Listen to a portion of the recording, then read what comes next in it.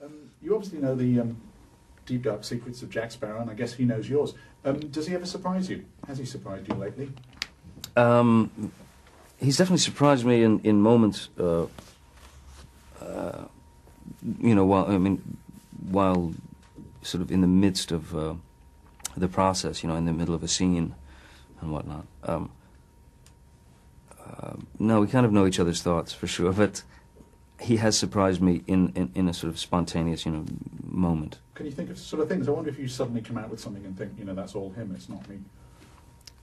Oh, it happens a lot. I mean, I couldn't. It'd be very difficult to be to be specific.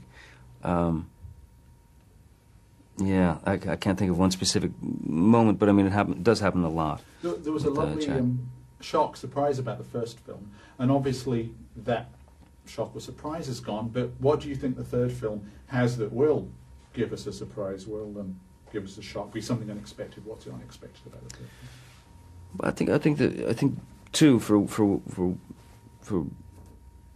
I mean, although I think it's stands on its own very well as a good film, I think that 2 had a greater responsibility than 1 or 3 do, in the sense that it was the sort of glue that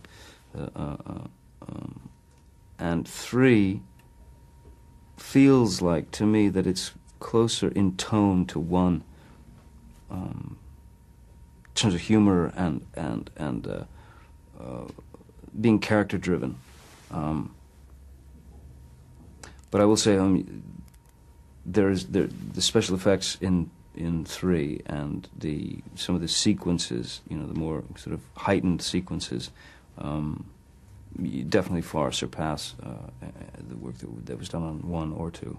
It's pretty intense. Maelstrom sequence. I mean, none of us have seen this, but there's this Maelstrom sequence which is being talked about. Is that on a bigger scale? I mean, how would you describe that scale? On what scale is it? I'm not sure it can get bigger than that. I mean, it's just enormous. It's just, what I have seen, I've seen bits and pieces of the Maelstrom sequence, and it's staggering. It's a staggering piece of work. Gore should really take a couple of years and just go to sleep, basically, after his work on this. You've done plenty of movies, whether it's Chocolat and Fear and Loathing, where which are primarily independent type films, where there's a lot of close-up. I mean, there are actors acting in the way that one thinks of actors acting, maybe more akin to what they do on stage. When you do something like the Maelstrom sequence, what are the particular challenges of that are completely different from the challenges involved in having a close-up where you have an emotional moment? Well, when you're doing sequences like the Maelstrom or any kind of action-driven, sequence, whether it's stunts or special effects or something, for any length of time, what happens, or at least what happens to me, is I wind up going to the director, going to Gore, and saying, "Please, can we do a scene where I speak? I just want to do a scene. I just want to act again. Because you find yourself in, where it takes like 8 hours to capture a moment that's going to last for a quarter of a second or half a second on screen, that kind of thing. We left you at the end of the last film. You've been swallowed by the Kraken. Yeah. Are you still in the belly of the beast at the start of this one? Where are you at the start of? Yeah, I mean, presumably, yeah. Well, once down the gullet of the Kraken, Jack Sparrow ends up where no sailor wants to end up, which is in Davy Jones' locker, which turns out to be far worse than he'd ever imagined it to be, or anyone had ever imagined it to be. You're faced with things that you certainly weren't ready for. So that's where we pick up with Jack. Keith Richards is, of course, famously in this film. What was it like? Was there a shock of recognition between Jack and his dad and Jack? Oh, yeah. Yeah, the funny thing is, I mean, I felt so comfortable. I felt so comfortable, I mean, as Captain Jack, acting opposite Captain Teague and, Keith, that it was as if these guys had known each other a lot longer than Johnny's known Keith, It was very strange. It was a very interesting moment, when Keith and Captain Jack met. in terms of Keith, man, I was so impressed with him, with what he was able to do. This guy came in and just owned us all, you know. Really, it's the first time I'd seen the entire crew show up on set, just for a glimpse of the maestro, you know. Everyone, guys were like, you know, peeking behind one another just to see him work.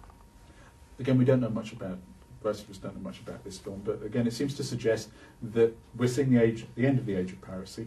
Now, historically, I guess we've seen pirates as sort of bad things. They went around sort of raping and pillaging, etc. And yet this film seems to be posited on the idea that there's something rather sad about that. I guess it was more complicated than we historically have thought of pirates, but is it sad that, what's sad about the end of the age of piracy, do you think?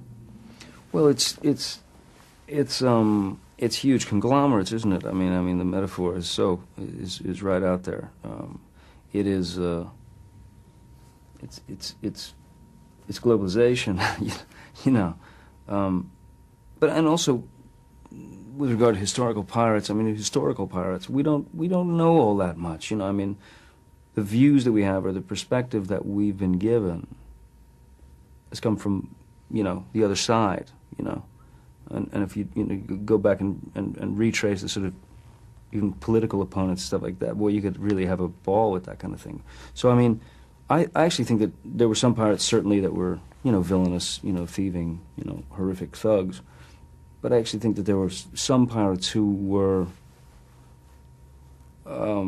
yeah, a bit more like Captain Jack, you know, who were just sort of, you know, let's have a ball, you know. Let's get what we can get, do what we can do, you know. Come through it as unscathed as possible, try not to hurt anybody, try not to get hurt, and have a drink. This, at least for now, is your farewell to this character. What emotions does that bring up, having played this character for so long? Oh, you know, it was one of those kind of instances where I found myself going to the director, you know, going to Gore and saying, you know, you sure that, you know, you sure there's nothing else we can shoot? I mean, you know, maybe I should do another take just to make sure we got that, you know, properly. And yeah, you're just trying to avoid what is inevitable, you know, which is, you know, saying goodbye to this person you've known for, you know, umpteen months, and have been very close to. So, yeah, I hope I get to see Captain Jack again, but you know, if I do, I do. If I don't, I mean, I got to spend a lot of time with him anyway. That's great. Thank you very much. No, thank you.